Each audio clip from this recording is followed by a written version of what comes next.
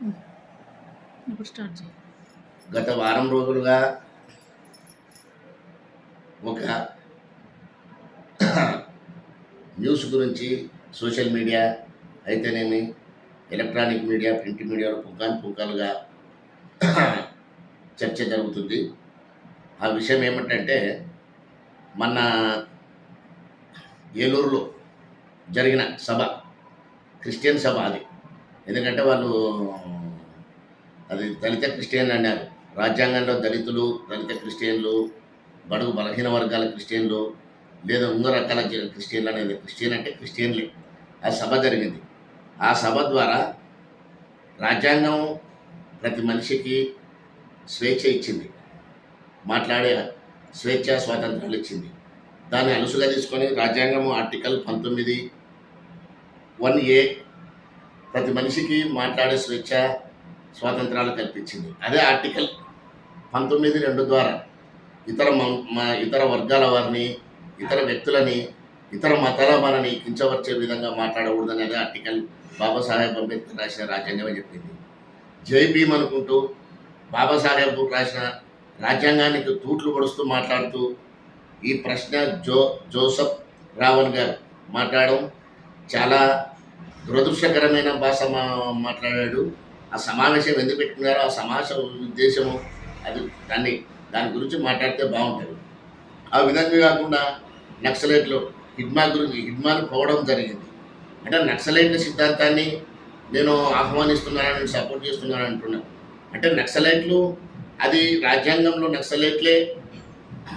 నక్సలైట్లన్న పదం వాళ్ళు దేశంలో అరాచకవాదం. నక్సలైట్లు ఎక్కడో అడవుల్లో ఉండు మనుషులను చంపుకుంటూ వాళ్ళు ఇంతవరకు ఏదో చేశారు. వాళ్ళు చేసి ఆ నక్సలిజం తప్పని అన్ని ప్రభుత్వాలు ప్రజలు తెలుసుకొని దాన్ని నిర్మూలించడం జరిగింది. దాన్ని నువ్వు ఈరోజు సమర్థిస్తున్నట్లు మాట్లాడుతున్నావు. అదేవిధంగా సనాతన ధర్మం, ప్రపంచంలో సనాతన ధర్మం అనే గొప్పది ఎక్కడ లేదు. ఎవరి మతాల్ని వాళ్ళు గౌరవించుకుంటూ ఇంకొక మతాన్ని ద్వేషించకుండా ఉండడమే సనాతన ధర్మం. సనాతన ధర్మం అనేది ప్రపంచమంతా వసుదైక కుటుంబం, ఒక కుటుంబం అని ప్రబోధించింది సనాతన ధర్మమే.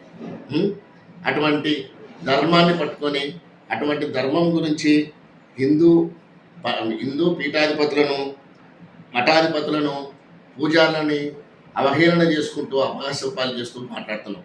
అదేవిధంగా హిందూ ఇతిహాసాలను, ధర్మాలని, రామాయణంలో సీత గురించి కానీ, మహాభారతంలో ద్రౌపది గురించి కానీ చాలా దుర్మార్గమైన భాష ఉపయోగించడం జరిగింది. సనాతనం అంటేనే వసుదైవ కుటుంబం అని చెప్పారు. సర్వధర్మ సమభావన, ఏ మతంలో ఉండు, ఎవరిని ఏ మతాన్ని నువ్వు ఆరాధించు, ఇంకొక మతాన్ని గౌరవించు అని చెప్పేది సనాతన ధర్మం. ఒకరు గొప్ప, ఒకరు తక్కువ లేకుండా అందరూ సమానం అని చెప్పేదే ఇది. అటువంటి మతం, అటువంటి ధర్మాన్ని నువ్వు రాజ్యాంగంలో లేదు. అది నీకు స్వేచ్ఛ ఎక్కడ అంబేద్కర్ గారు కూడా ఇవ్వలేదు ఒకరిని విమర్శించాలని. అటువంటి జోసెఫ్ రావణ్ని ముఖ్యంగా ఈ హిందూ మతాన్ని ద్వేషించే వారిని ప్రభుత్వము సరైన రీతిలో చట్ట ప్రకారం శిక్షించాలని ప్రయత్నం చేసి కేసు రాజద్రోహ నేరం పెట్టడింది. దేశద్రోహ నేరం అంటే ఇది చట్టానికి లోబడే ప్రభుత్వం. ఎందుకంటే ప్రభుత్వాలను కూల్చడంలో రాష్ట్రంలో సరైన పరిపాలన జరుగుతున్నప్పుడు ఇటువంటి హింస ప్రేరేపణ చేసి మతాల మధ్య, కులాల మధ్య చిచ్చు రేపే విధంగా ప్రయత్నం చేయడం ఎంతవరకు సమంజసం? దాన్ని అరికట్టాలనే ప్రభుత్వం ద్రోహం చేస్తే ఆ రావణ్కి మద్దతుగా మాజీ ముఖ్యమంత్రి జగన్మోహన్ రెడ్డి గారు మాట్లాడడము, సేవ్ రావణ్ అనే పదాన్ని తీసుకొని మీరు సేవ్ చేయాలనుకుంటే ఎందుకు సేవ్ చేస్తున్నారు రావణ్ని? జగన్మోహన్ రెడ్డి పార్టీలో ఉన్న వాళ్ళు కూడా. ఎందుకంటే జగన్మోహన్ రెడ్డి గారు ఏం మాట్లాడుతుందో నాకు దాదాపు ఆయనకు తెలివి మాట్లాడుతాడో లేదో తెలియదు. ఆ పార్టీలో ఉన్న వాళ్ళు కూడా అంటే హిందూ మతాన్ని, సనాతన ధర్మాన్ని విమర్శిస్తూ కావలసిన ఆవాకులు చేవాకులు పేలుతున్న వారిని సేవ్ చేయాలని జగన్మోహన్ రెడ్డి అంటే కంకణం కట్టుకున్నాడా, లేకపోతే నక్సలైట్ల భావజాలాన్ని సమర్థిస్తున్నందుకు సేవ్ చేయాలని సేవ్ రావణనే పదాన్ని ఉపయోగిస్తున్నారు. వైసీపీ పార్టీలు కూడా అంటే ఇదే విధంగా జగన్మోహన్ రెడ్డి గారు రేపు ఇంకొకరు వేరే మతాల గురించి దుర్భాషలాడితే అటువంటి వారిని కూడా ఈ జగన్మోహన్ రెడ్డి సమర్థిస్తాడా? కాబట్టి ఈ వైసీపీ వాళ్ళు కూడా వీళ్ళు గమనించాలి. ఎందుకంటే ఒక హిందూ మతం సనాతన ధర్మం అంటేనే చులకన అయిపోయింది వాళ్ళకు కూడా. అంటే అందులో హిందువులు ఉన్నారా లేరా మీరు గమనించాలి. ఇటువంటి రాజ్యాంగ పదవిలో ఉన్నతమైన పదవిని ఉన్నత పదవిలో ఉండి ముఖ్యమంత్రిగా ఉన్న వ్యక్తులే ఇటువంటి వాళ్ళకి మద్దతు ఇస్తున్నారంటే వీళ్ళ భావజాలం కూడా రాజ్యాంగానికి వ్యతిరేకంగా వీళ్ళు పోతున్నారు. వీళ్ళు దేశంలో రాష్ట్రంలో అలజడులు సృష్టించాలి మతాల మధ్య కులాల మధ్య అనే ఆలోచనతో వీళ్ళు కూడా సపోర్ట్ చేస్తున్నట్లుంది. కాబట్టి ఇటువంటి ఇట్లా మాట్లాడిన రావణికే కాదు, ఇటువంటి సపోర్ట్ చేసిన ఇటువంటి జగన్మోహన్ రెడ్డి లాంటి వారిపై కూడా